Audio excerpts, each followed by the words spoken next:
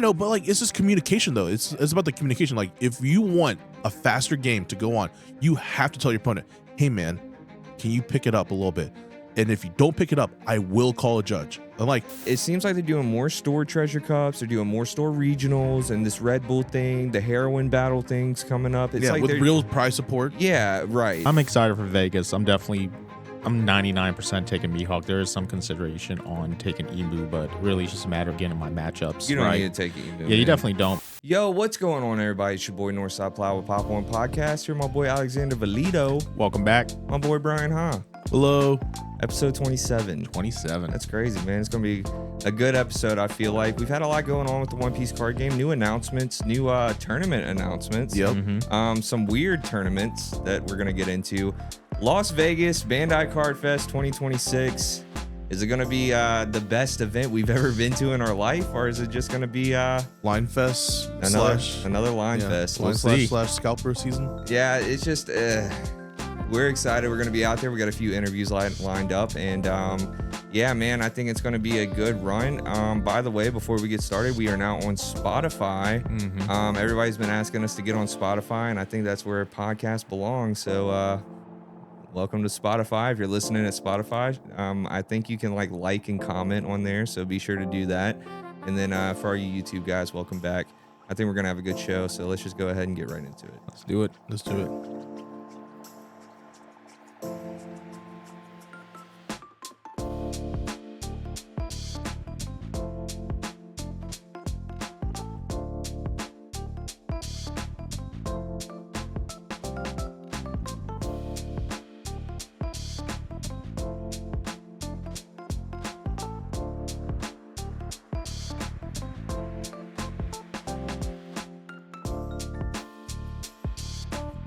All right, boys. So One Piece card game has had a few announcements come out. Yep. We had two special tournaments, not to mention regionals were announced. Treasure Cups haven't been announced yet, huh? There's stored treasure cups that are gonna be happening soon, I think, and the prize cards gonna be like the top 64 Garp, I think, or something like that. I'm not 100% sure. Which is cool. Yeah. We had the Heroines Battle, which I think is an interesting thing. It's they gave you a list, and it's mainly all female characters. I wanted to say as all leaders. all female leaders. Yeah. And I wanted to say it's like pretty much every female leader that's in the game. There might be one or two missing. I'm not sure. I think it's all of them, as far as I know. Yeah, so that's pretty cool. They're trying to hype up that EBO3, which we're gonna get into that as well. Mm-hmm. And then we had the Red Bull Double Dawn deal going on. Now, we've talked about how One Piece dabbles out of things outside of card games to promote their card game. We've had sports events. We have one going on now that we talked about last week with the college basketball Luffy, the newspaper Luffy.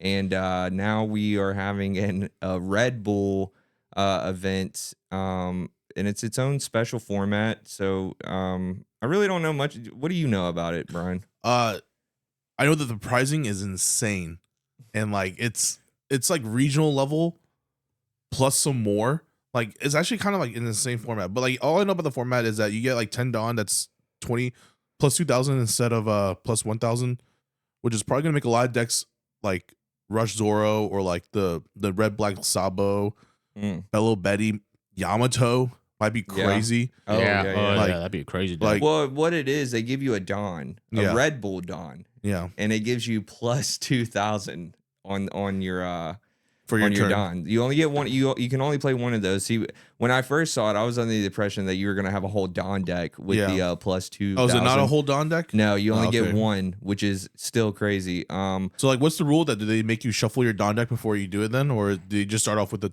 You just got to grab the 2K. I gotta Dawn as your look first Dawn? into it, but you would think maybe like your 10 Dawn turn, you get it. You know what I mean? Like I doubt it's like your very first one. I mean, it wouldn't matter if it was like your very first one, but like on your 3-4 Dawn turn, like if you could have it already, I'm not sure. Like you know what I mean? Or can you have 10 Dawn plus this other one? Who knows? But I was always thinking about that. When I first got into the One Piece card game, I always thought that like they could do something with the Dawn, whether it's like instead of doing just a your turn plus 1,000, it could have been like, your turn minus 1,000 to one of your opponent's characters, or like do something weird like that, with the Dawn system. And I thought the way they could fix that was like, before the game starts, you just shuffle your Dawn deck, present it to your opponent like you would, and then they cut your Dawn deck, whatever, the 10 cards, and then you flip out the Don, and then whatever you get, you get. But ever since they changed the ruling so that you can put Japanese Don, I feel like that's just thrown out the window. I wanted to say that when we did our interview with Orange Samurai back in Dallas, he was saying that there's a reason we can't do that. He was saying that there was new opportunities for the game, for game mechanics, like playing around with the dances. He was saying that there was a possibility that it was that either could happen. him or somebody. They were telling, and I forgot the explanation, but they were saying that something happened to where it's like impossible to do that. But I don't know. Yeah. I'm just in my head right now. I only say that because that's how Riftbound, right? They do 2 colors, and you can have 12. It's like 12. Whatever runes, whatever it's called. Yeah. You have 12 runes, and then you can have them in any color combination you want. You can have like all, like you can have like 7 and 5, or like 8 and 4, or half 6 and 6, half and half. And just prior to the game starting, you get to shuffle that rune deck, whatever it's called. Let your opponent cut that too. And like that's another thing. Like I was like looking into like a lot of Riftbound play because of the situation that we're in with One Piece and everything. I was looking at other card games, and it's hard for me to kind of like get into Riftbound for the simple fact that there's a lot of cutting. Like prior to the game state starting, you have a side deck, you have a main deck that you have to like you shuffle up and cut, and then you have a rune deck you got to cut. I'm like, there's a lot of things going on happening in a Riftbound TCG card game, and which is fine. Like it's fine. It seems like it's a little hectic, a little borderline messy, but I do think the cards are cool. I think the IP is really fun. Yeah, I'm really looking forward to seeing how it grows, and I know that like they have set 2 dropping relatively soon, I think. So looking forward for Riftbound for that. Yeah, we got a few dudes that play Riftbound in here, but like and I think that would be like our first kind of example of like a Dawn deck, quote unquote, having like effects and stuff like that, being like color locked and stuff like that. Is it color locked? Yeah, because it's kind of like One Piece is colored to your mana or to your leader. I mean. So like if your leader is like orange and green, I you wonder can only have if orange like and green. this Red Bull thing is kind of like something to kind of test the idea though. Yeah, because this is the first time we've ever seen something like One this. Piece has introduced a lot of new concepts into the game. Like look at the purple Nell coming out of OP15. Per the rules of the game, your Don deck, what is it, 5 Don? It's 6 Don, but I wouldn't call that like relatively like new-ish because like they had the OP 3 Nami that changed like alternate win condition. And then they have just a gimmick deck. Yeah, it's just new concepts that they start testing out and they can bring in. Every single set we get a gimmick. Yeah. I think the gimmick for like OP14 was the Dofi deck. Like you know what I mean? Yeah. Like you gotta pretty much play every card is from the set. There's tech you can put into it, right? But, same with Crocodile. Yeah, same with Crocs, Blackbeard, but then you have these other decks that we go back and we talk about the old Enel, or we talk about Green Bonnie, or we talk about even Red Blue Ace kind of is a slot bowl. I mean, it's mostly Whitebeard pirate cards, just but a like big pile. But the entire Whitebeard deck, the entire Red Blue Ace deck isn't built entirely from its main set. Yeah, you have to pull shit from old sets to make it any more viable. So I wonder if like this is like a test to see how it goes, because who knows if one day we get like a Dawn that's like color locked up. Purple Dawn, you can only play this in purple decks, and it ramps you a Dawn. Yeah, ramps you a Dawn, or like like a leader lock Dawn that can only happen on your 10 Dawn turn. That if you play this specific leader, you get this specific effect. Yeah, maybe which we always go back to that first regional that me and Bryan Ha went out into Mesquite, which they're about to have another one next month in March. Yeah, I'm excited about that. So but there was that discussion was there while we were there. That was when Blackbeard was actually introduced, and we all thought the game was done. It's broken. Blah blah blah. Yeah, it was like they showed off the blocker beard or blocker Blackbeard, and then the 13 rush ace, and then the Roger. And then they showed the leader off, and we were like, people wait, were like, what? Yeah, people were like, what the heck? But then like, I mean, it was a menace, but it wasn't like the death of the game by any means. Right. And that discussion came up, and then I was actually around a group of people, and half of them were like, I think that'd be cool, and then the other half were like, I would leave the game if they did stupid stuff like that, blah blah blah. So it would definitely be a controversial take to start putting effects and colors on Dawn. I mean, I would like to try it, and we'll see how this Red Bull thing goes. Obviously, the Red Bull thing is just like an extra 1K on the Dawn, which can mean a lot. Yeah. We were talking at locals. Our boy Cody was saying that Mihawk might actually be the most broken deck for that. And I was just like, yeah, you can restand maybe. that. Yeah, constantly restanding that Dawn. Yeah, I was like, yeah, that does sound about right. So Who knows, man? Does the Dawn count as 2 Dawn though? Like if I, like that's another thing. The rules are out for it already. And Yeah, we just haven't looked at it. We just gotta look at it a little We're bit looking harder. at posters and we just see Red Bull. It's just kind of funny. Yeah, I've just been looking at the price support, and I just like been so flabbergasted how crazy it is. And I'm wondering, like, I guess it's invitational because the main, like, the finals is in Milwaukee. Yeah, it's gonna be like the store championships type of thing. Or the Pirate or like the 3 captains Pirate League thing that they tried pushing that we never got a chance to do. What was that? Remember, like, it's like your store Pirate League, you know? Yeah, that's what I'm talking about. Oh yeah. Because they were doing the competition when we were in Dallas. Yeah, and it looked fun. They had a lot of people for that, man. I know. There I was wish a whole bunch of people. I wish we had the opportunity down here, Yeah. somewhere closer to here. I think when I looked up for that tournament specifically, like the closest one was like a few hours away. Not even like within like my desire to it was drive. like not any of even the neighboring city shops that it was we like sometimes go to. They didn't even have it. It was like a solid 3-hour drive to get to the closest location. And that's like very liberal. Yeah, for that. So we'll just see how that goes. I'm excited about the Heroine battles. I'm excited about the Red Bull thing. But this is the first time that we are not having online regionals. Yeah. And they announced a lot of people were very mad about this. They announced all the regionals coming up. And I think this was actually announced before our last episode. We just never touched on it. But you would think that more regionals would have been announced because they took away the online stuff. And no, it's about the same number as they always have. Yeah, but now, I mean, the Red Bull thing kind of takes up another like in person, like an online tournament type. Yeah, deal. they're doing. It seems like they're doing more store treasure cups. They're doing more store regionals, and this Red Bull thing, the Heroine Battle thing's coming up. It's like with real prize support. Yeah, right. So it seems like they're trying to implement more to the shops, which I'm going to tell you now, like whenever me and Brian got in that Mesquite regional, that was like back whenever there was no store regionals. There was no store treasure cups. None of that existed. It was, you got to wait in line like you're waiting for like a shoe drop or a new set to drop and hopefully get a ticket.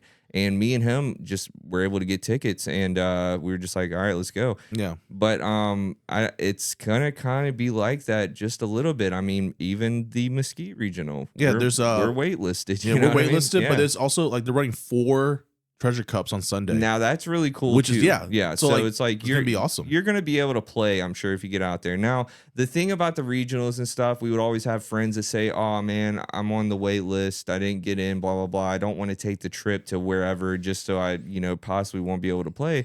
But we've always been like, "Oh no, you're gonna be able to play," because every regional we went to, they make the announcement before they start saying, "If you have a deck and you want to play in this regional, come up to the front now." And literally anybody that's ever wanted to play at any of the regionals, they've been able to get in. Yeah. I think it's not going to be like that anymore. No, yeah. I think this is a new era. It's going to be absolutely disgusting. With the scalper thing going on, with the new player thing going on, the lack of online tournaments. It's going to be a mess. It's going to be weird, man. And, we have our Texas regionals that we go to. We have some Louisiana regionals that we go to. Yeah. And they've all been really good besides the New Orleans one. But the only reason the New Orleans one was low is because it was like on the day after Halloween. Yeah. Yeah. And everyone was just partying. When you start that, and the time, not to mention that Vegas is on Valentine's Day too. It's like, do you guys not have a calendar? I think what is going on? Well, I think they did that because they didn't want to post it either the week of Heroine week release or like a week after, because then it'll be considered legal. So like they were trying to just keep it within the format that everyone's already. They should have done it at the end of January then. Like, yeah, to be honest, I know. Like, Dude, but they could have done a lot of different things. Yeah, unfortunately. But so because like last year, what was it for the last year's second region, like second Bandai Fest? It was like what, January 2nd or 3rd in Orlando. It was so early. And like we all were like I think we all had to, like I was in LCQ for that one, and I was like, I don't. I'm not gonna go like right after Christmas. It's like we just got done with Christmas, got done with New Year's. Like I don't think I can make a trip yet. I just think that like January and February, obviously we need stuff in February. You know what I mean? But like February, as of lately, especially with Bandai, they drop sets in February. We have the biggest events in February. It's just like it's a lot going on. Yeah, there's a lot going on. And maybe they need to change it. Maybe you're right. Maybe they need to just solidify like end of January, beginning of February, like not middle of February. Don't drop a set 2 weeks before Christmas either. I'm so tired of that. They did that with OP9 and they did that with OP13. Global release. Maybe we'll be on the schedule because in the East they get like the anniversary set, they get those in like September. And I will tell you, I'm ready for this to go ahead and go through because I'm tired of buying new sets and like being stressed out every month now. That's like literally what it feels like. It's like I feel we just got OP14. And dude, literally it's a month later, we have to go through this EBO3 stuff. And boys, I don't know if you guys have been looking, but EBO3 $700 a box. Yeah, thank God we have a locals like we do. Now the thing about that is like I have to talk to both of our LGSs and say, dude, don't scalp us. Don't sell it to anybody that's never played here, like because it's going to be like this. This is the most priced pre-sale box I've ever seen from a One Piece set. But also, like they knew they were doing. They knew. Oh yeah, well no. The thing about it though is you know, we've had a lot of controversy from the last video saying don't blame Bandai for what's going on. They did not know this is going to happen. Now, putting a big waifu set out, we knew that it was going to be crazy. Like, you know what I mean? Not only did they put a waifu set, but then like in the East, they did the milk carton thing. Like, come on, they know what they're exactly. Oh, with the Reiju? No, like well, all of them. Like they like. Oh, really? There's all of them? Yeah, like you can get there's like a box, like special edition thing, like kind of like an illustration box. You know? Yeah, I know. I saw the Reiju one. And like it just is in a milk carton. I'm like, they know what they're doing. They know exactly what they're doing. Let's not gloss that over. Bandai knows what they're doing. I'm just saying.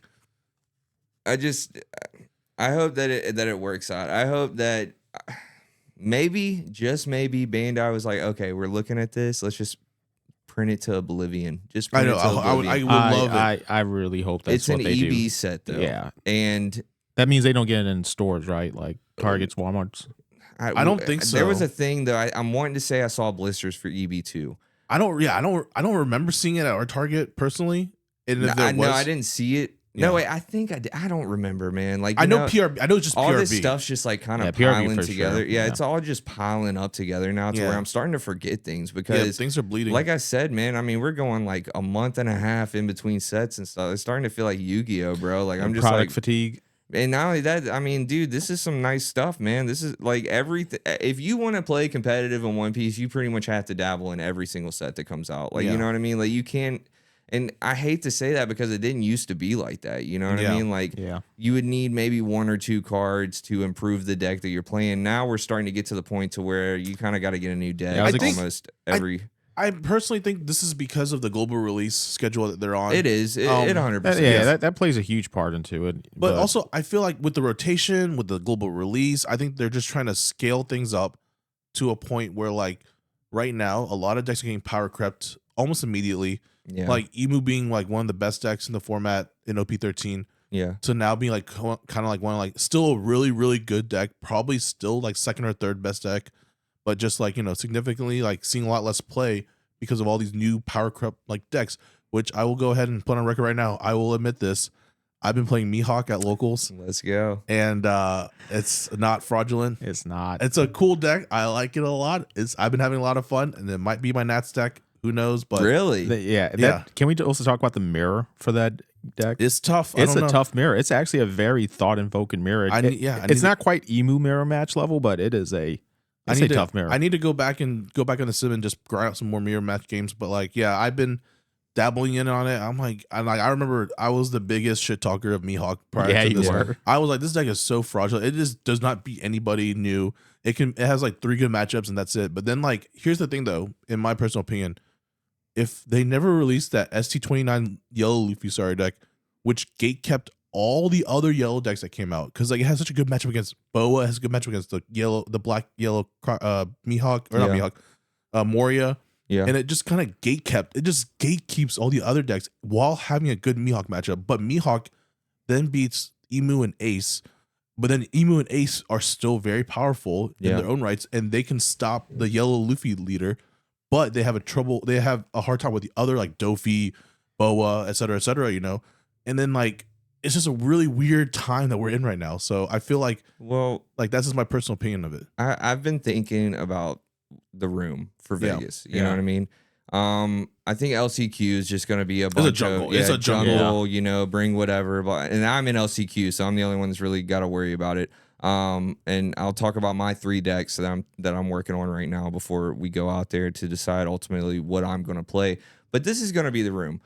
Mihawk, is going to be in the top 3 of best decks. I don't know. I think Mihawk struggles in jungle metas. Like personally. No, I'm talking about 4 nats. Oh yeah. The other 2 are obviously Ace and Emu. Now, if we want to give a top 5 out there, Yellow Luffy, maybe Boa will be the 5th place. Boa, I look, man. I think is missing that EB Nami. It's just missing something, and we run into this with One Piece decks all the time. On paper they look really good. Boa is a really good deck. It can do some stuff, but the thing is, it's just missing something. In game sucks, man. Like that deck sucks at the end game. Yeah. I think that Nami just fixes a lot because it fixes your middle curve. It fixes the mid game. It's not a brick. Yeah. And like, it just makes you go a little bit faster because just playing that Nami on your 5-6 dawn turn, making your opponent pick up a life, and then like it just progressing the end of the game so much quicker. Like, and then like once you get your Gorgon Sisters established, it's just that Nami is very needed right now.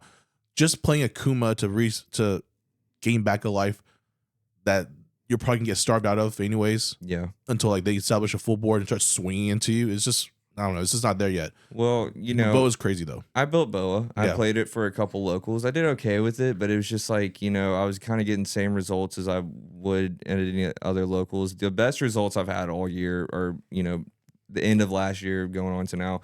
Of course, Emu. I've had a great run with Emu. I love the deck. I think it's one of it is the most consistent deck that there is in One Piece, I believe. If you need a piece, you are going to find it when you need it. You know what I mean? Yeah, I mean, there's variants, but yeah, I've seen games where people either don't see an Elder or don't see a Searcher with Saturn. Yeah, and that happens, but it's like you can still get out of any situation. Like the consistency is just insane. And I just like it. For now, like a 9-round, 10-round tournament, top cut. Yeah. Like Emu, like if you be dumb to not pick something as consistent as Emu. Yeah. So Boa was kind of mid on me. Emu still, I love Emu to death, but there's another deck that I've been playing, and I actually never tested it on some. I never did anything. Wednesday, I sleeved it up before locals, and I've gone X1 at every tournament the past 3 locals since I've sleeved it up. So I'm 3 locals in on it. I've only lost 3 games. Would be Yellow Luffy. Yeah. Now, crazy deck. Yeah.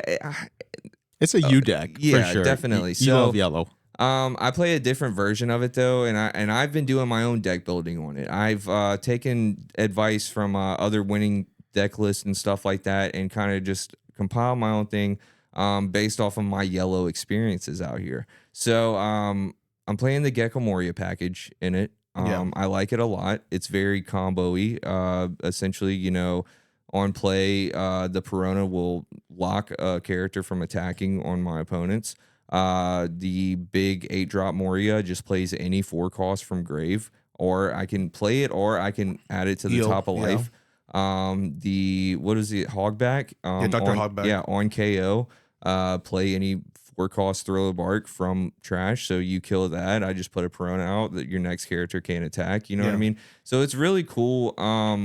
I like it a lot. I'm also doing something else that a lot of people don't play in their list. I'm playing Beige and Brûlée, dude. I don't know why anybody would not put Beige in that deck. It's a 2K. It stops attacks on trigger. You can stop your opponent's leader from attacking on trigger. So it's really good into like any leader that has to like on attacking or anything like that. It's really good into that.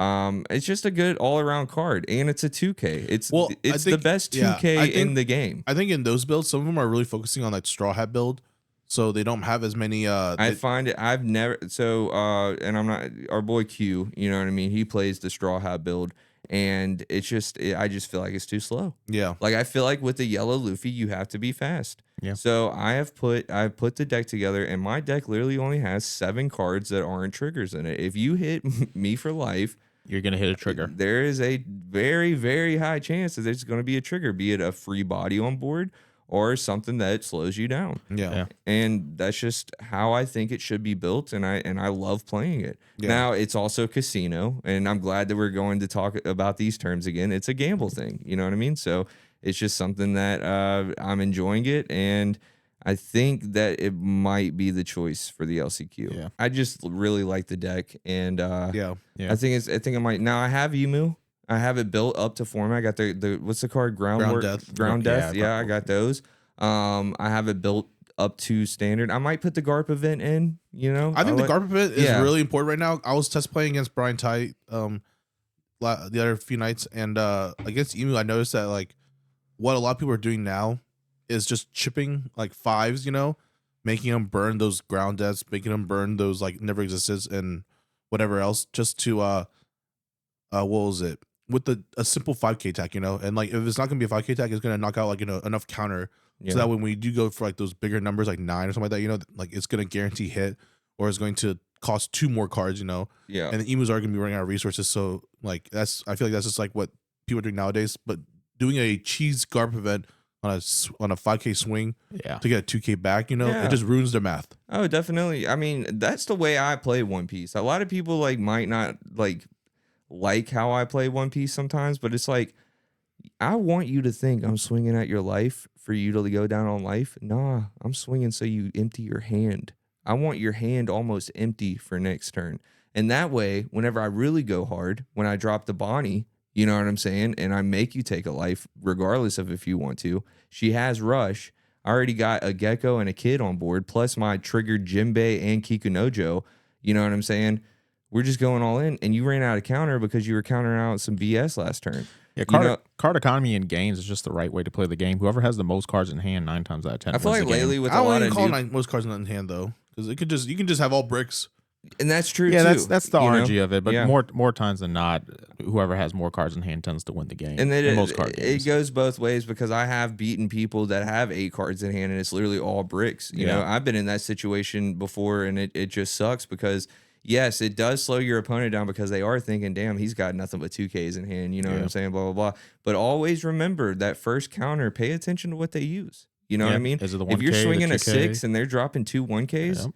they don't got no 2Ks in hand, baby. They Like don't. it's time to go ham. That's your sign right there. Yeah. And you know, sometimes you'll swing 5, 6, and they'll have to drop an event. You know what Yeah. I mean? You're like, okay, we're good. I'm excited for Vegas. I'm 99% taking Mihawk. There is some consideration on taking Emu, but really it's just a matter of getting my matchups. You don't right. need to take Emu. Yeah, you man. definitely don't. My biggest gripe with Mihawk has been the consistency of it. And when, you have the 2 different type of decks, you got the green slop or you have the supernova.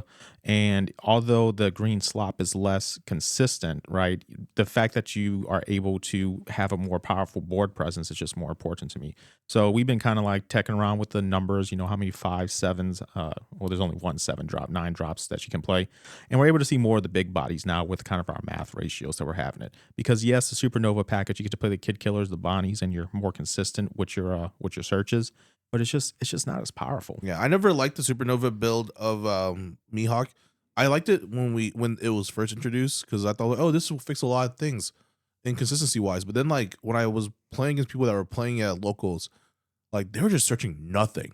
They're like, all right, play a Bonnie, search a jewelry Bonnie Yeah. searcher or like a blocker, or like Yeah. play the kid killer, search like a 2K counter. I'm like, that's it? Like Yeah. that's nothing. Like for your Mihawk deck to go, like you want to see the big pieces. Yeah. And like playing the supernova searchers, all that's doing is just bottom decking most of those guys. Like, yeah, you can grab the Law Beppo, which is like the main, like, the bread and butter of the deck Right. towards the end of the game. But like once I see a supernova build start grabbing like 2K counter, a 1K counter, or an event, and I'm like, all right, well, That's good for that's you. kind of, I'm like, all right, cool. That's basically nothing to me. So Yeah. Get a search of Apu. Yeah, good for you. But what I really like about Mihawk is just the board control that the deck does. Yeah. There's so many matchups like the Dofi, the green red Luffy, like all these off meta matchups where the answer is control the board or swing at board. Well, the beauty of Mihawk is you get to play the 9-drop Mihawk, say, hey, you don't get to attack me next turn.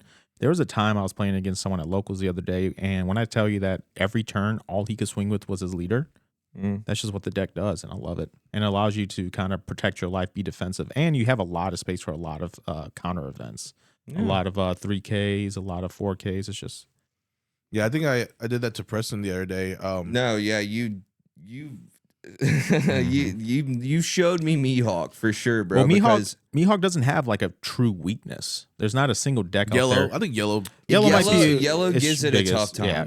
And me and Brian, we've played what few four-ish games, times, yeah. and I think we're both tied actually. Yeah. And it's either you got it or you don't. Now, if my life is ass and he's going ham, and no matter what board I build, I could have all big bodies and everything. They're either getting locked or they're getting rested or stuff like that. He's resting all the blockers, blah blah blah. It's just that's what kills the yellow. Yeah. When you know how to move around, because like it's a combo. You're running combos on board control. Yeah. And whenever I'm looking at my opponent and I'm like, damn, man, this is nice. I got a full board. I got 4 life left. All they have is like 2 monsters or whatever. They're already kind of getting low on life. And then all of a sudden they just start dropping the carrots. They put the shanks down. Even the new SEC Mihawk, they'll play that guy. And then you hit it with that Law and Beppo. There's not really a way to get out of it. I can have whatever I want to. I can burn as much life as I want. It's about getting that one last swing on that leader. It's very hard to do with the DMGs. You got are you playing the Luna, the Supernova Luna event? Yeah, the Spiderwebs. Paradise yes. Waterfall. I mean, there's beautiful, beautiful events in that deck that are enough counter to protect these huge bodies that they're dropping. Yeah. All while the bodies are having these effects that just tell your opponent you're not playing. You're not playing the game. That's just what it does. And I think what was it? I think the reason why Mihawk struggles into yellow is because kind of what you guys are talking about. Mihawk is focusing on the board control. When a body's coming out from life, they cannot interact with that unless they have to preemptively think about that. Yeah, there was a game where you swung at my life 3 times. You rested my blocker. I triggered, just scooped it away, put a blocker on top of it. You did something to that blocker. I hit another life, just scooped it away, put a Kikunojo on it. It's just like, yeah, you're resting these bodies, but I have the chance to go ahead and replace them with other things that are able to interact with the board. Yeah. So like it was just kind of tough for me. I was like, man, this is kind of it's a fun game. I tell you, the yellow Luffy and the Mihawk match is like it's a fun game. Yeah, it's one of the most fun games I think. I had a real tough time against Shout Out Kimchi. He played Yamato against me. That was and he played like a what was it? The Thriller Bark Pirate package. Yeah. And man, that was a tough game. I was 1K counter away from winning that game, but there was twice in that game where his Yamato leader did 2 life to me. So his leader alone took 4 life, and I was so focused on like controlling the board while also diminishing his life that it just didn't matter. He just loves that deck, man, so much. That's his baby deck. Dude, I mean, Yamato will forever kind of be a really cracked leader. It just depends. Like, it depends on how consistent you are during that matchup. You know what I mean? If you just don't have it, you are going to die. Like, that's just what happens, man. Yamato's crazy. I mean, in game, they'll hit you with everything on leader. If you can't counter, you just lost your last 2 life, and then they got whatever else on board to just boop, boop, boop. That Momonosuke, I think it's a 7-drop or whatever. It gets like rush and stuff like that. Yeah, that hurts. But shout out to the Gecko package, man. I love that there is a archetype or whatever you want to call it that is not leader locked, that I can splash into other yellow decks. I think that's cool, man. It's actually funny because, like, talking about the Thriller Bar package and the Yamato, I was actually thinking about doing that in shout out Butters for his green yellow Arlong deck. Yeah. And like I was like, you can just play like the Piranha Searcher. Dude, I wonder how Arlong would be with this Gecko package. Dude, I was gonna build it on Sim and just try it out for fun. It's just like just to see, because like I was talking to Kimchi about it. He was like telling me like, yo, I'm playing Yamato with the Thriller Bar package. I thought it was pretty cool. I'm like, dude, imagine if you just put that in Arlong. Yeah. I was like, that'd be so funny. I don't know. It'd be something that I was thinking about. Like I might try it out. I don't think it'd be that super good, but shout out Butters. Maybe something that he can try to do. It'd be funny. Shit, Butters went to One Piece Day and won a whole regional. With he got Arlong. second place with Brian. Oh yeah, second place. Yeah, him and Brian got first, second. Yeah, and I was like, yo, that is crazy. Yeah, but it was a side event, guys. Side event, not a whole regional. Sorry. Side event. But yeah, it was really funny. But yeah, let's take a break. We got an email from a viewer, and we'll read some comics from the last video and just talk about some other stuff, man. Let's do it. All right. Protect your leader in style with Anchor Good Gaming. Wait. We have a script. Yeah, you were sleeping though, bro. I told you this already. Is he being for real? Yeah. Preston, we really have a script? Yes. Protect your leader. Yes. I literally gave you the whole script. Protect your leader in style with Anchor Good Gaming's leader cases. This is your part now, Alex. You say and With- soon to be champions. And soon to be champions. It's more than that. It's more than that, dude. And soon you'll be able to do champions too. No, did you forget the script already? Coming soon, champions. What was it? Preston, do you remember? Yeah. Okay, fine. Let's backtrack it then. Sorry to interrupt this episode. Okay. I got you. Okay. Okay. All right. Sorry to interrupt this episode. We're here to talk to you about your leader. Do that again. All right. Go ahead. Oh, we want it to be like at the same time? Sorry to interrupt this episode. We're here to talk about your leader. Anchor Goods. Hold on. That's not terrible. Sorry to interrupt this episode. We're here to talk about your leader and soon to be champions. What did I say after this? Are we just winging this? Was that the No. plan this whole time? From our sponsor, Anchor Goods Gaming. Yes, Anchor Goods Gaming. Anchor Goods. Is it Anchor Goods Gaming? And then I'll say something like protect your leader in style with Anchor Goods, fucking what was it? Anchor. Okay. Sorry to interrupt this episode. Can you just get the script and just edit it? I don't have a script. me and Brian here are here to talk to you about your leader, and then I think this should be the ad, and then you'll just say, dude, there's a link down below for some leader cases. They're nice. Just check them out. That's the affiliate link. Thank you guys. peace. Okay. Anchor Goods. Right now, just say it. Just Anchor Goods. Anchor Goods. Peace.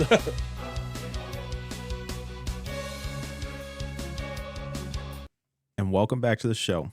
So last week we asked everyone to send us an email at pop1podcastsubmissions@gmail.com. pop1podcastsubmissions@gmail.com. And we got one. So this one is question on how to deal with slow players. So this should be a fun one. Hi Pop1. I have been keeping up with you guys for some time now, and I just have a question, or if you could give your opinion on this matter. We have a guy who is named Scalper, insert his name, since he is known to buy out places and sell them online. Well, he has always had a problem with going to time, even though he claims to play on the sim all the time and never goes to time there. I would say my buddy, who has played card games for 10 plus years and who is locally the best player by far. Well, he has only ever gone to time in One Piece when he plays him, and I can say the same thing when I have been to time 7 times, and 6 of those were against him. To try and help him learn not to massively slow play, what my buddy did was when they went to time, our judge told them once either 5 minutes are up or 3 turns have passed. That's the game, and they would win off of tiebreakers. Well, my buddy sat there and did legal game actions, but just used up all of the 5 minutes and won in life. When I say did legal actions, I mean like count his trash, ask to see his opponent's trash and whatnot. Where we are trying to get him to learn to play faster, but it seems like he doesn't care to and still slow plays. Most people hate to play against him since he plays so slow and he has won on life in time multiple times. So people have now just took their time and beat him in time using the rules regarding time. It's an ongoing joke that he's a scalper and slow player, like everyone local knows this. Between 3 local stores, he's known as a scalper and slow player. Or just for reference, in this past meta, he played ace, so it's not like he's playing a hard deck either. I will say one game my buddy played against him, the ratio who took up the most of the time in the 35 minutes round was 70% the slow player and 30% my buddy. So it's not like we are playing slow either. It's always him. Any suggestions? I'll speak up on it, I guess, and then I'll let Brian get on it. So we've had people at our locals that it's like every game, every game. It's a slow thing and stuff like that. And the thing about it, this is my suggestion, is to one-on-one talk to him. You know what I mean? If he's doing it to multiple other people, have like everybody collectively, tell, not like bully him or whatever, just be like, hey man, do you need help with this game? Like, it just seems like, kind of let him know how you're feeling. And if it doesn't just get better, you have to like legit talk to the TO. Now I say stuff like that because we do have a locals down here that we're able to talk to our shop owner and be like, hey man, this guy's, blah, blah, blah, everything. You think you can have a talk with them or, and see if we can get it situated. But some locals aren't like that. Some, it's just not like that. My suggestion is to just try to teach them and do that. And then, I'm actually the guy that will not play with somebody. Like that's actually what I'd suggest. Just if you get paired up with them and you think it's about to be an issue, just don't play with them. Just say, hey man, you've made it, a place to where I don't want to sit down and play with you. So I'm just gonna give you the round. You get it. Good luck. I know Brian probably won't agree with that one, but that's just how I would do it, man. I mean, that sounds like enabling the guy.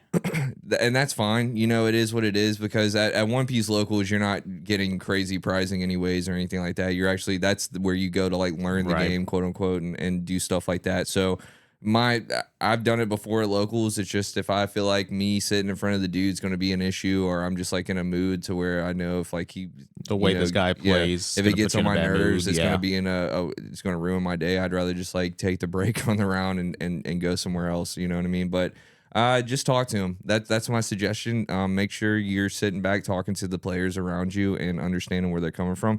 This isn't like you're at school or like at a job or anything. These are all quote unquote like strangers. You know what I mean? Like we all know each other, but at the end of the day, there's no obligation to one another or anything like that. Yeah. And as long as he's not breaking the rules, I mean, he's really. That's just, people manipulate rules all the time, and that's just, it looks like that's what he's doing. So hopefully you can talk to him and get it fixed up, and if not, don't play him. What are your thoughts, Brian? I got some thoughts about this. Let's go. Yeah, so first off, I think keeping track of time is a player responsibility. It's not a judge responsibility or anything like that. It's not a TO responsibility. It is strictly player versus player. It's a player versus player environment. You might as well keep track of it. My thing is, if the guy is playing slow, there's nothing stopping you from saying, hey man, can you speed up the game? Can you speed up the process? Like, hey, like there's, we have things that we got to do, you can ask anybody at locals. I am the first person. I'll be like, whenever I feel like a bit is slow play, I'm like, hey, can you hurry up? Can you hurry up? Yeah. I'm looking at time. I'm like, hey man, you just spent like 5 minutes doing like a basic play. And you like, are competing with one another. You know what I mean? Like, so, yeah. And like, I don't want to like, and I'm not saying that like, like, how should I put it? I don't think asking someone to play a little bit faster, even at a local setting, is like being a try hard or being like, it's not. like being like toxic or anything. That is just how the game is. And like, if the guy wants to sit there and play a game of One Piece where he can think forever, do it for fun. Do it for practice off of the tournament. For a tournament, you got to lock in. Like, that's why, like, whenever people play against me at locals, I am, like, locked the F in. I am, like I am just sitting there staring at the game state. I am, like, trying to make sure I know exactly what I'm doing because kind of like I mentioned before, like, practice doesn't make perfect. Perfect practice makes perfect. I want to make sure I'm playing the game perfectly. Part of the process of playing the game perfectly is playing at a consistent normal speed that is like progressing the game state. I don't want to sit there and like look at the clock and be like there's 5 minutes left in the round and we're just now getting to our 10-down turn. That should not be happening at all. One Piece is not a game like that where like there's the reason why we have a dawn system and the way it is because you're not supposed to do things like a lot early in the game. This is just simple play. Right. And we've had players come to locals that are just like, yeah, I mean, I've like had I've had people that sit there and just like sit and like I'm like ace mirror match. I'm like, all right, like we started a Jozu war. Let's see, like, are you gonna continue the Jozu war? Or are you gonna stop? And the guy's sitting there like, I don't know what to do. And I'm like, well, either do the Jozu war or don't do the Jozu war. And he just sit there 5 minutes later. I'm like, can you hurry up? Can you make a play? And he gets mad. He's like, like chill out. I'm like, dude, I am chill. You're the one that's taking forever. And then he just does a Jozu play anyways. I'm like, all right. So then like you took 5 minutes to do a Jozu play, which could have been a minute long turn, Well, maybe, I understand like if it's my first time playing you and we've done this before and I'm like, Brian, I'll speak up, I that comes from Yu-Gi-Oh! Like in Yu-Gi-Oh! You have to talk about time all the time because it's best of 3. Yeah. And you got 45 minutes. Is it 50 now? Yeah. It's 50 minutes. When I was playing it was 45 or 40, I don't remember, but and it's just like, hey man, we're on game 1 and it's like halfway through the round. We got to hurry it up. It's not like we're going through complicated game states. And right. With One Piece, it's like a drop a card, do a few things, pass. Yeah. There's like maybe a minute or two of thinking or whatever, but it's just like, okay, so if the opponent's doing that to you your first time and it's locals and everything, and it's just like, you can kind of mention, hey man, we only got a few minutes left, blah, blah, blah. But if it's like next week, it's the same thing. And then, a month's gone on and it's the same thing. 2 months have gone on, it's the same thing. then that's whenever you need to talk to your judge or your TO and say, hey, I think this guy's kind of like just coming here to manipulate the time. But that's like, the thing, though. It's not there. It's not a judge's or a TO's responsibility to keep track of a single player. Like you're right. It is a player if versus the attention's brought to it, though, then then you have to, because from this email, it sounds like this individual that you're talking about, because he's saying he's a local known scalper, and they could have good pricing. Yeah, they could have good pricing at the shop. It almost sounds like it's being made to sound like this individual that slow plays and is a scalper is a toxic individual.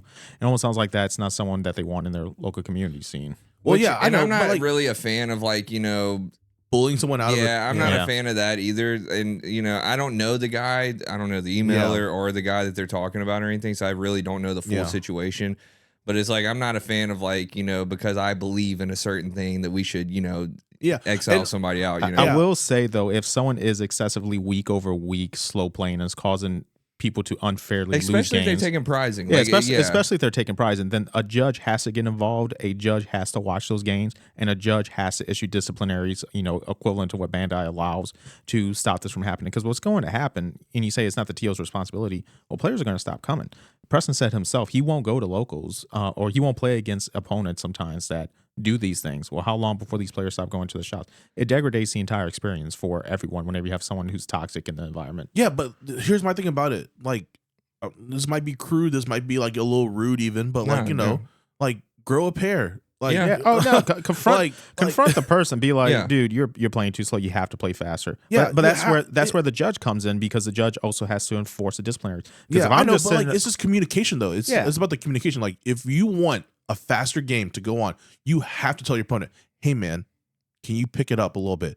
And if you don't pick it up, I will call a judge. Exactly. I think that's how it should be. It's like, go ahead and tell them pick it up. If they get anal about it or aggravate, like, chill out, bro. Like, I'm doing, I'm thinking, blah blah blah. All right, judge. Then it's like, hey, dude, like, I'm not trying to get on your nerves, man. I'm really just trying to play the game. And if this is going to be an issue again, I'm just not going to ask you again. I'm just going to call the judge, and they're going to have to sit here and watch us play. Yeah. Because you're not moving fast enough. Yeah. Now, if I feel like you're slow playing on purpose, which again, we got to mention Yu-Gi-Oh! You can tell when a person's slow playing. You can always tell when a person's slow playing. You don't even say nothing. You just judge. My opponent's literally slow playing. Yeah. Everybody, I've watched every player on our old team have to do that. You know what I mean? And the funniest one was always when Danny had to do that, dude. He was like, he was pretty, he would get aggravated about it. He would go extreme. But like, if you're slow playing in One Piece, that's crazy. Like, you know what I mean? Yeah. So like, I have some stories about it too. Like, I remember one time I was playing at a Sword Treasure Cup, and I'm playing Bonnie. My opponent's playing BY Luffy. I had just passed my 9 Dawn turn. Like, I went 9 Dawn. I'm looking at my hand. I have 3 10-drop Dofis in my hand that I've searched. I was playing the Baby 5 engine at the time. I searched like 2 of them and I drew 1. So I'm like looking at my 3 Dofis in my hand. I'm looking at the time on the clock. There's 9 minutes left in the round, and my opponent is just getting to a 10 Dawn turn. And in BY Luffy, it's attach 2 Dawn, play Yakumoria, do the thing, And you know what my opponent does? He just sits there for like 5 minutes, and I'm like, dude, can you hurry it up? He gets mad at me, and then like he first off he got upset at me, and then so he got tilted because I asked him to hurry up, so it made him make a misplay. But then I only had a chance to play 1 10-drop Dofi. Next thing, we're in time, and I'm like, I can't waste turns playing another 10-drop Dofi in time to freeze your board. I have to just go for game now. I sometimes think that people forget that they're in a competitive scene when they're going to tournaments. Yeah, and I feel like this is becoming like a more common thing now that people are getting like, I don't want to say the word like butt hurt, but they're getting like very aggravated on people trying to just explain, hey, dude, we are competing right now. Can you please like compete? Like, And I understand it is just a locals. Yeah. Like, this is not the finals of a big regional tournament. Exactly. Yeah. Like, this is nothing. This is not anything like big. But for some people, and there's a percentage of people out there. For some people, locals is just what they do. Yeah. They only go to locals. They only enter at local events. They don't really feel like traveling to regionals or doing whatever, And to them, like, the finals at locals might as well be the finals to regionals. Or it's like, if we get a new player at One Piece at our shop, I'm letting everybody know, hey, this guy's new. Do what you can. Damn, just call him out like that. Wait, who? I'm just kidding. That was a joke. I mean, he did that for me when I came. I was like, yo, I'm new. You're probably gonna kick my butt. Yeah, this is new. Help him out. You know what I mean? He doesn't know what he's doing. He's got a structure deck that he just bought from Walmart. You know what I mean? No sleeves or nothing on it. Just help him out. But after a month or 2 months of him consistently coming there and everything, he's part of one of us now. Yeah. So it's like, okay, dude, let's get this show on the road. You ain't learned this yet, Yeah. Even sometimes if he is sometimes you kind of need to be aggressive with people for them to lock in on what you're talking about. You know what I mean? Shout out to Devin. Dude, I had that dude literally tell me he was almost going to kill me, dude, on some things if I didn't get certain plays right or certain lines going and stuff like that. It was like, dude, why do you keep doing this? Just do this, do that, move this, and you win the game. Stop doing that. And it took about, 10 times of him getting on my ass about it, but eventually I got it down. And sometimes people need that. But if going back to the email, if the dude is going there, if he's going there to slow play, to win product and do stuff like that, then yeah, that's a big problem. Yeah, that is a big problem. And yeah, I guess like that could be taken up to a TO personally, because if he's taking surprise support as a scalper, 100% tell the TO like, hey man, he's literally just cheating. Yeah, but like that's if it's that is straight up cheating. But if you are a player, like if you want my personal advice as a player to a player, don't be afraid to just tell your opponent, hurry up. Hey, you got to speak up, man. Yeah, because be your own advocate. Maybe I'll take back the thing about me saying just not play with them. Just like every time, go ahead and play with them, and then just be like, dude, you're taking too long. And tell them every time. There's tiers. There's some people that go to these local card shops that are consistently there that are slow players, and you just don't want to have that conversation with that individual. That's just I've different been types. there. Yeah. Dude, I don't care if I play against one of the guys that like quote unquote slow plays out of locals. I'm gonna sit there. I'm like, hey man, you gotta hurry up. Yeah, I'm not afraid. Like that's the thing. But also, I don't want people to like misconstrue what we say when we say like slow playing, because there are going to be some players that are new, or it's your first time playing against them, and they're taking longer than they should. That just goes to read the room. If it's a new guy, you can't be hard on it. Because like a lot of players that are playing One Piece now, new players, they've never even played card games before. Exactly. You know what I mean? I'm a very fast card game player. I know my turns. I think of it ahead. But there are some times where there's complicated game states where I have to think for 3 or 4 minutes, or not even that long. Usually like 2 to 3 minutes. But I tell my opponent, hey, sorry, complicated game state. I got to think for a minute. Well, here. in Yu-Gi-Oh, we say thinking. Yeah. You know what I mean? I remember when I started playing One Piece, and I would be like thinking. They'd be like, okay, like you're good, dude. And I'm like, sorry, man. It's just like a thing. And then, I understand. Yeah, One Piece is a best of one game, so thinking is like really hardcore because like you only get one chance to do this. Yeah. You get one shot, one opportunity, blah blah blah. Might as well just that could be the decision matter. to like win or not. Like I had that situation against a Dofi the other day where at a thing I was like, okay, do I go for board control and survive another turn, then swing for life, or do I go for life here? I made the decision after thinking for 2 minutes to go for life. Guess what? I lost.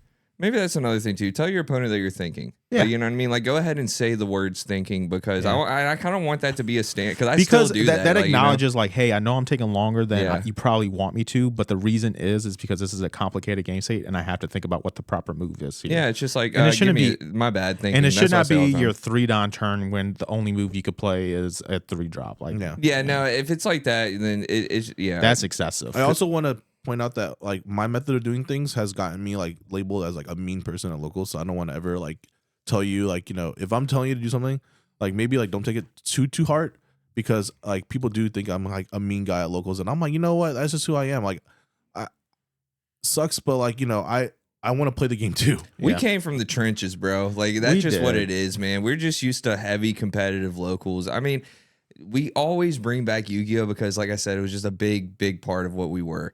And the competitive scene from locals all the way up to nationals, like to everything, was essentially the same. Like, you know what I mean? Like, locals was a little bit more chill, but it was still like a competitive thing. Like, you know what I mean? Like, you go there to learn and we go to get better for these bigger events, right? And, some people don't do that, and it gets misconstrued on how serious you're supposed to take this stuff. And you're right, there might be new people that come and they sit in front of one of us, and we don't know that they're new. We think that they're from another shop or something.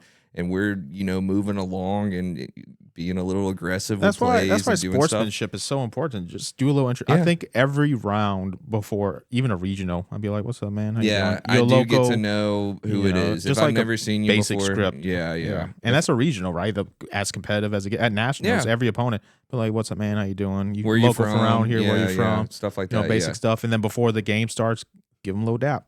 Now there would be time in One Piece. I've always had great experience, like having that back and forth conversation. But with Yu-Gi-Oh, I've had the experience where they're just like, "Hey, man, I'm just not trying to talk." I did have to read the room when I would go to YCSs for Yu-Gi-Oh. There'd be some people we would just chop it up, and those would be great games. You know, a lot of talking, a lot of joking back and forth. And there'd be some people wear hoodie on, they don't talk at all. I've had a dude legit say, "Hey, man, I'm not trying to talk about nothing. I'm just trying." And I'm like, you know what? At least he set the expectation. Like, okay. I can't be mad at it. It's like, cool, respect. I actually enjoy games like that sometimes too because they know what they're doing. You know what you're doing. But I turn into like a little POS because I read every one of their cards. I annoy them every single time. Like, oh, can I read that? It'll be like a card that we're all supposed to know or whatever. I'm like, oh, can I read that? What does Ash Blossom do? What does Ash Can I read Blossom that? And dude, because they'll be the ones that'll also just play cards down and not say anything, and then like they'll just start picking up and doing this and everything, and I'm like, hold on, you gotta read. Yeah. Oh, you don't know this deck? No, I don't, brother. Let me read. Let me I'll learn. play a card. Oh, it's a searcher. Oh, I'll play a card. Oh, with Don +2, whatever. Right? You got to kind of explain your stuff. stuff. Those little dabbles sometimes are fun to me, man. I like doing stuff like that. I like being that guy. It's just funny though, like especially like I mean, I'm not saying that you were at this table, but like imagine you're playing against someone, and like they were like, I'm not trying to talk, dude, and it's like table 500. Yeah, I know, right? And I'm like, dude, whenever I'm at table 500, I'm the most chatty because like there's nothing left to lose. There's nothing left to lose. I will say, whenever we went to Bandai Fest 2024 in the LCQ, I played against a Nami player and I was playing an L, and I was like, oh damn, and he's like, yeah, I'm sorry, and like the game didn't start. I'm like, bro, what? Like he was like, yeah, man, sorry, bro, and I'm just like, okay, dude, like we're not even done with the game. Don't tell me sorry. Yeah, he did end up winning because it was just the worst god awful matchup. He was like, yeah, man, I would put that deck up, man. I don't think there's ever any way that it's going to get past this format, which he wasn't wrong, but I was just like, bro, shut up, dude. Yeah. Like, you just knocked me out of the LCQ, dude. Shut up. Yeah, I remember like I was talking to a group of people, and they were telling me that one time they were literally at like, they were X4, but they were just playing just to play because like I guess their significant other was still in the tournament, Yeah. And they were like, yeah, my opponent literally was like, oh, I misplayed. I'm like, oh, can I take it back real quick? And the guy was like, no, I'm calling a judge. And I was like, she was like, I can see the last table. We're like 3 tables away from the last table. Oh, a judge call? Yeah. And I'm like, dude, the last thing a judge wants to do is take a judge call at table 500. Like what? They're all the way over there. You're gonna make him walk over here. Like it's like what? At like that what point, the could you? judge is gonna be If like, you guys are X4 right now. Can you know how to like figure it out? Yeah, exactly.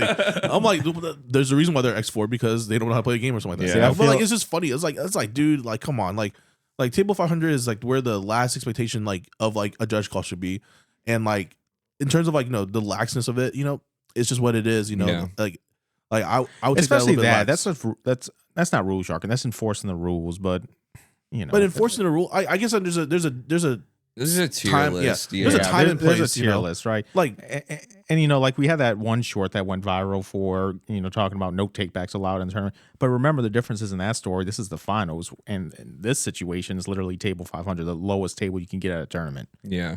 I do have an email though, or not an email, a comment on the YouTube. I told the dude actually we were probably going to talk about it. It's going back to pre-releases and stuff. This is from Ocean's Music, a new subscriber to the Pop.1 Podcast. And if you're not subscribed, go ahead and give us a sub. Please.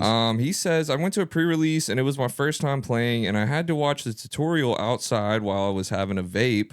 And everyone there knew every card in the set as they were all sweats, and my first 2 opponents helped me learn the game and redo my turns when I messed up. I bought the first guy a pack because he was so helpful. This is no wait. Oh, my phone just messed up.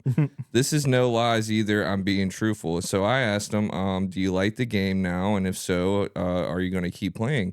And he said because of his locals, they were so helpful with everything. There were a few, but they were so helpful with everything. Like he said, he bought him a pack and everything, and he's been going to the locals again, and he said he wants to pick up the card game just because of the fact that the locals were so helpful and the letting him do like the takebacks and teach. But that's what locals is supposed to be, right? Yeah. So if I'm playing against a new person round 1, because realistically, if I'm winning in a tournament, I'm not going to see him round 3 or 4. Like I know I'm going to beat this dude if it's his first game. So yes, I'm going to be as extremely helpful as I can, and then after the tournament, I'm going to sit down in front of him and be like, you do this because of this because of this, and this because of this, like basic like starter. So maneuvers. I do that after the game. Like, and I will always during the game, especially like a new player or somebody that's like a mid-tier player type thing, like they've been here a few times, but they're still kind of picking it up or whatever. I'll say, wait till after the game, dude. I'll tell you what you did wrong. You know, like, oh man, okay, let's wait till after the game and I'll tell you how you could have beat me. You know what I mean? And dude, after every single round, and it's starting to be like that. Even last night, dude, unless it's you guys or some of our other guys or whatever, and we'll still talk about it sometimes, but majority of the time I'll sit there and say, okay, dude, on your 6th Dawn turn, if you would have just done this and done that, by the time you would have went next turn, you probably could have killed me. You know, because this is all I had in hand. When I only have two, you know, like when your opponent only has 2 cards in hand, they have 1 life, and they all have blah blah blah. You probably shouldn't, you know, do this. You probably do this, you know, and then just give them a scenario, and then they're like, oh, okay, yeah, now I get it, you know, blah blah blah. Now during a game, I'm not gonna ever teach you how to play during a game. You know what I mean? Unless we're testing. Now, Right. if we're known testing, like this isn't a tournament or whatever, then yes, I'll even when me and Brian test, hey, do I go first? Should I take second? Yeah. Should I drop this right now? Should I kill this right now? Like, you know, blah blah blah. And then, you know, if playing with Brian, he'll be like, if you want to, that's when I know that I probably need to do that. Like, you know what I'm saying? Like, because he's That's like his doesn't tell. want me to do it. Dude, like, because like I want you guys to think for yourselves, Right. you know. But- I'm not saying like, you know, like and like when we're practicing for fun, I'm like, dude, I'm not gonna be like, you know, because like I don't want to tell them, oh yeah, like you should totally kill this. Yeah, you don't want to teach him how to beat you. Yeah, Well, it's not that you don't want to teach you how to beat you, but like based off of the board state in my hand, I'm like, if I tell you, oh yeah, you should totally kill this, and then like I counter out of it, you know, you're like, oh, what you just made me trick me into thinking doing it. You're right. But like, you're right, but then yeah. like also like, you know, if I don't counter out of it, then like you're like thinking, oh, well, he has no counter or something like that, you know. So like I'm just like, you know, I don't want to, especially when we're testing, I don't want to leak out too much information that could like, you know, I'm gonna hinder let you the know, game I'm, state. I'm slow, dude. I do not think about all that stuff. There's probably like 5 to 6 things that you need to think about at one time during a One Piece game. You know what I mean? See, that's crazy. I'm thinking 100 different things. Yeah, I know, dude. I probably think of like 2 things, like, you know, 2 or 3 things at a time. Like, I'm not gonna ever be like a super top tier crazy player, but there's been a lot, especially with my friends and everybody around me, that I've learned a lot of things, and it's just like a kind of a sixth sense type of thing when I play One Piece now. Like I'm to the point now to where I can probably pick up any deck and play it and do okay with it. And Not then, me. I need at least a couple of weeks. No, I'm talking about like in the moment, like for a yeah. testing game. It's like, hey, you know, oh, you got Purple Dofi. I've never played it before. Let me try it out. And then I read some of the cards. I'm like, okay, I get this now. It also goes back to reading the room, right? Because like you wouldn't do that for someone while the game's playing, but I would, right? But you no, may I would sit never at- teach somebody like how to. But play you the may game. also sit across from someone who would just not tell you anything point blank. Period. Right. Yeah. So it's really just about I'm reading the always room. scared if I'm like, oh, you shouldn't have done that, bro. And they're like, oh, can I take it back? And I'm just like, No. okay, bro. Like, no. That's why I wait till after the game to explain my the game. my least favorite thing, like I had at locals the other night, I made a misplay and I was like, oh, I should have done this way, and they're like, dude, we could take it back. I'm like, no, I need to learn the hard way. Yeah. That's how I treat myself. But if it's my opponent and you know they want to do that a lot of times, especially if it's not going to win the game against me, I'm gonna let them take it back. Yep. Well, I think that's enough meta talk for today. We've literally just been talking about the state of the game. Man, it's like we're at a Which is card cool, shop though. having talks with the friends. Yeah, you know, and I know a lot of people are here for us to kind of speak up on what's continuing to happen with One Piece card game. Yeah. One Piece is still crazy. It's just a fun game. The game, yeah, it's a great game. And I can't say that about every single Bandai game, but what I can say about all the other Bandai games now is that I think they're starting to feel the impact. Yeah. So meaning that as of recent, Dragon Ball Super card game Has been getting like hell Masters and Fusion World, or mainly Masters yeah. though, but they're starting to see a huge spike. Yeah. I just think it's because people aren't able to get One Piece.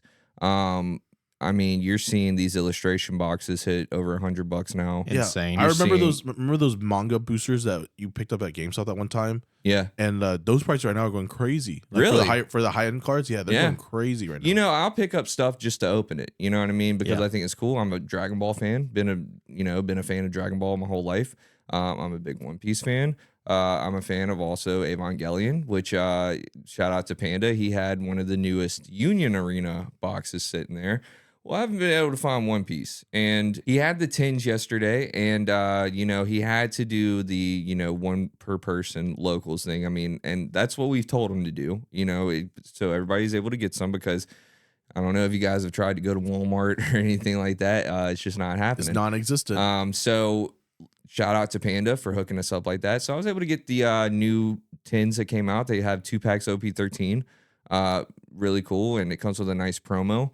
Which, speaking of, that Luffy promo is while we're recording is $15 right now, more than the actual 10, which is crazy. So yeah, for all the scalpers out there, they're picking up all the Luffy ones because let's get another promo with him sitting in a throne with a crown and all that King Luffy type of card. So kind of a crazy promo to drop during all this, and it'll probably hit numbers that we will never expect. And nobody saw the 10s this weekend except for the scalpers, so it's just one of those. But going back to it, Panda had the Bandai Union Arena. He has a bunch of the boxes there. Nobody's buying it, and I like Evangelion, Neon Genesis Evangelion, and I picked up the box, and bro, these cards are absolutely beautiful. I mean, I pulled, apparently they call it an SR plus, but it's just 2 stars or whatever. And I guess it equals out to like what we would call like an SP in One Piece. Mm-hmm. And yeah, man, I mean, it's up there in price. It looks really good. And then I also pulled an alt art, I guess SR, that looks like the quality of like a One Piece SP. Like, you know what I mean? The texturing and everything. It's just insane. So you're looking at Bandai. People are going to be looking at these One Piece cards. They can't get One Piece, so they went over to Dragon Ball Super. Dragon Ball Super was already kind of like low. You know what I mean? I'm like low print run. Like they never had that OP5 boost that One Piece had, to where Bandai had to start printing more. Yeah. So I think they're on like the standard print run. Once that runs out, where are they going to go? They're going to go to all these other Bandai stuff. Digimon hasn't met it yet. I'm just speculating now. But I think in like the coming months, if things don't get situated, they're not opening Pokemon anymore. Yu-Gi-Oh hasn't been opened up in a couple years. One Piece is non-existing. Dragon Ball Super is about to be the same way. Where are they going to go? They're going to go to these other Bandai IPs. Yeah, and the booster boxes are cheap. It's just a thing like that. Now, it is a niche player community. There are players out there. And a lot of them are like, please don't, because a lot of the Union Arena players come from Weisschwartz. And that's what I learned too. I talked to a person in the Dueling Guard Discord. Shout out Dueling Guard, our sponsors, because I was showing off my pool that I pulled the other day. And one of the people in there is a Union Arena player. And I was in the DMs. I was like, hey, man, where can I go to learn more about this, blah, blah, blah. I kind of want to trade that card for more One Piece cards for some of my decks and stuff. Is there a buy, sell, trade group that I can, go into? And they were just pretty much like, yeah, it's like there might be a few groups on Facebook, and all the ones I went in, like they haven't been like talked in since like 2024. You know what I mean? So it's a very small community. Yeah. But they were like, a lot of us came from Weisschwartz to come to this because of the scalping thing with Weisschwartz. Everybody's buying all our boxes out to get the signed cards to grade them. And I mean, how much those signed cards can be raw. You know what I'm saying? And so Weisschwartz is very similar to Union Arena in terms of like Weisschwartz and Union Arena are both games that take IPs from other entities and then turns into a card game. And then I think they both have signed cards into their game. Shout out Avatar. Yeah. Shout out Will. Will is a big Weisschwartz player, isn't he? Yeah, he and a team. Or was it Vanguard? No, it's Weiss. Yeah. Okay. So they do like 3v3s. Does Bushiroad do Weiss? I think so. I'm not do- 100% yeah. sure. They do Vanguard, right? They do Vanguard, yeah. I think so. They went to this 3v3 in Houston, and it was a huge one, right? It was essentially like a YCS or a regionals, right? And his team got top 4. That's sick. Yeah, that's really cool. Getting top 4 in any big event is really cool. Yeah, man. So Union Arena, I like the cards. Yeah. Shout out to Panda for getting me addicted to a new something else, man, because I really like the cards, man. As a collector, you guys know that there's like a trifecta here at our podcast. I'm more the collector guy. I play and stuff like that. Brian's more the meta guy, meta talk and everything. And then Alex is more of our community guy. And me as a collector, I like collecting, shiny cardboard, man. That's what I like. And I think Union Arena might do it. Now, I did pick up a whole box of the Evangelion set. I will say it was kind of weird. So there's only 3 colors in it. And I'm kind of interested in looking on a deck build to see if it's something I want to play. Because Panda's like, yo, we're signed up for locals. Nobody comes, though. So if you and a couple more people come just to essentially play test, you know what I mean? I'll just give you guys the promos for the entry. So it's like, oh, shit. Yeah, why not? Let's do that. So I want to build a deck up. Panda said he has a deck built. He actually has he told me he's going to start getting into these Bandai games himself, the shop owner. He said he has a Gundam deck built now and he knows how to play. He just built a Union Arena deck from the new, what is that? Nikkei, which is a very crazy IP that they picked up, man. It is a crazy IP. It's wild, bro. It's actually wild. It's shout out to one of my friends, Peter. He loves Nikkei. He plays it's a mobile gacha game. Yeah. And he loves that game so much. And that game already pulls a lot of IP from like other things. It's like Cinderella, like fairy tale stuff, But then like it's also just like, all right, if Cinderella was a mech girl, cannon gun thing. And like the story goes crazy. And like there's apparently like heavy lore into it. It's all about the story, huh? It's not about the dude, I don't want to talk about it. Look. If I'm ever playing a game for any reason, it is strictly for the gameplay. I am not. The cards could be blank. You want to know how the game plays?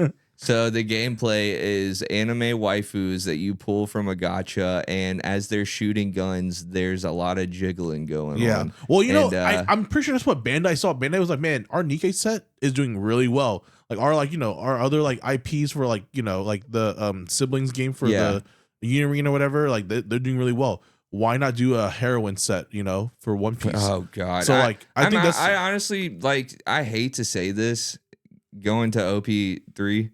EB03, cancel it. Just don't even drop it. They can't do that. There's Just too much money. it. There's too much Just don't money even that's going drop on it. to this. It would be funny if as a community we just canceled the set as a whole. Like we can't because you have just meta defining cards. Yeah, we do get. We get the Nami. The Nami is make the Nami a store locals promo, like dude. the Roger. Like, just do that, bro. Because like it's about like I said, and this will be like my 3rd time on the podcast saying we're gonna see blood, dude. We're going to see some stuff with this set, dude, and it's going to suck more for LGSs because this is an EB set. Yeah, but now, go ahead. It's gonna suck for these shops, man, because you're gonna like I already sent Panda the paragraph message saying, hey, dude, this is.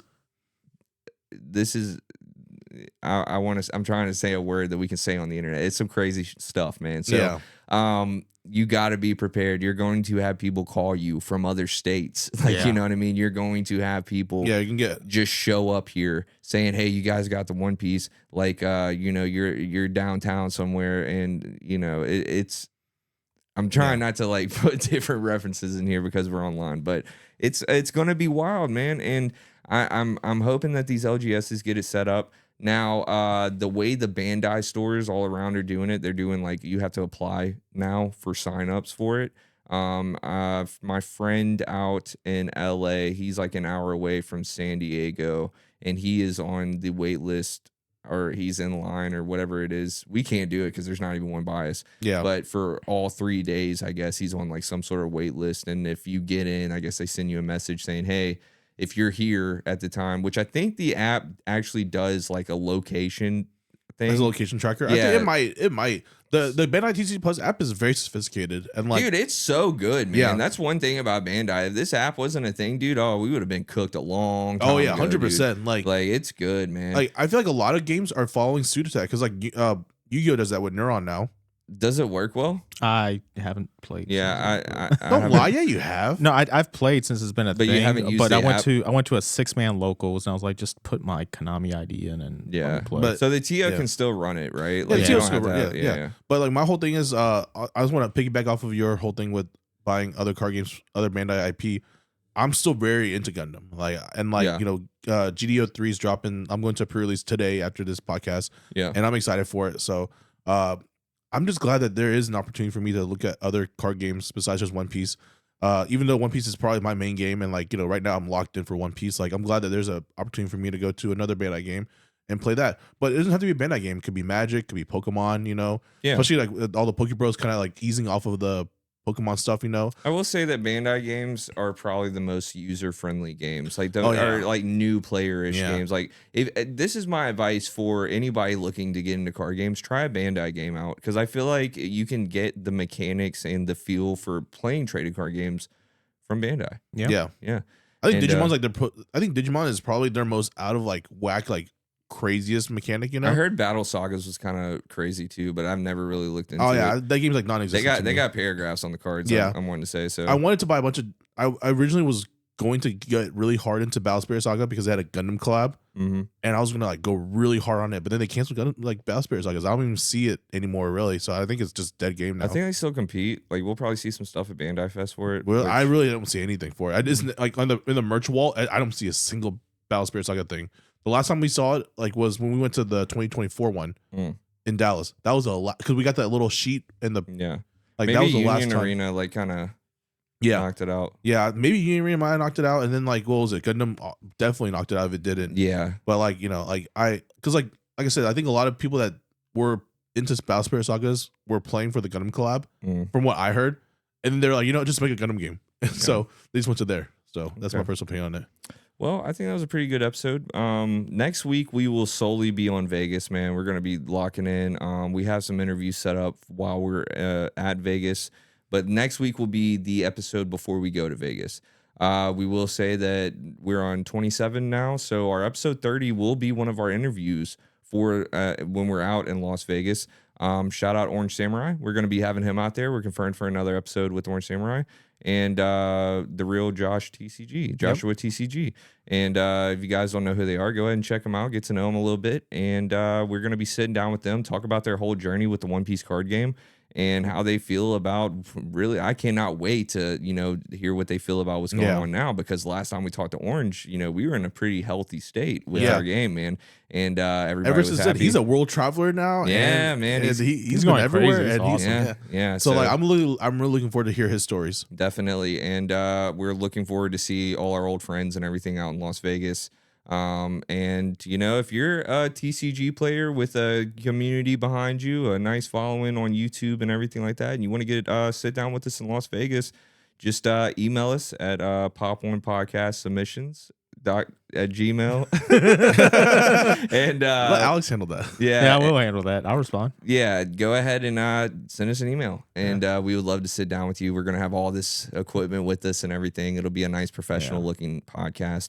And we're gonna be in Las Vegas. I love Las Vegas, man. It's gonna. This Vegas is my first time visiting Las Vegas, so I'm really looking forward to it. Oh, really? Yeah, I've never been to This is, Vegas. I think, my fourth time coming to Vegas. I love Vegas. Yeah, it's fun. Well, it's just we come from Casino City. You know Exactly. what I This mean? is mini Vegas So already. it's essentially like the same concept of like how people are and everything. It's just castles. Like you know what I mean? Like their casinos are legit castles. Yeah. Like, so it's cool, man. But you guys got any motivation before we get out of here? I mean, I just want to motivate you to send us an email at pop1podcastsubmissions@gmail.com. We want to talk about more stories. Yeah. So please let us hear another story. We did a whole segment on an email today. Let's talk about one of your stories. My motivation, I guess, would be to piggyback back off of the email. Be your own advocate, man. Like stand up for yourself. If you think someone's cheating you or someone's doing something wrong by you, don't be afraid to be like, hey, I don't take that, Yeah. Yeah. Be your own, like, I want to say be your own person, but like, definitely like stand up for yourself, because nobody's gonna stand up for yourself besides you. Yep. Yeah. And like, and if you have a group of friends that will stand up with you, even better. Oh, Exactly. definitely. Motivation today would be, I guess just be yourself, man. That's yourself. what it is. I ain't really got nothing. Just be yourself, man. Keep going hard. Go harder than you did yesterday, and go harder than tomorrow than you are today. It's just every single day is a grind.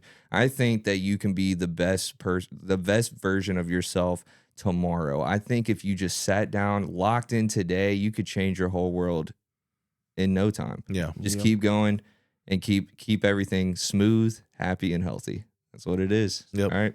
you guys make sure to like, comment, and subscribe if you haven't already. Shout out to everybody that's coming back and listening to us, man. It really means a lot. We know who you are. We're watching. Go ahead and check out Dueling Guard down below. They just dropped the Invincible set, so we got new binders. They haven't dropped stuff since last year, so we're finally starting to get new drops, new affiliation program, everything with us like that.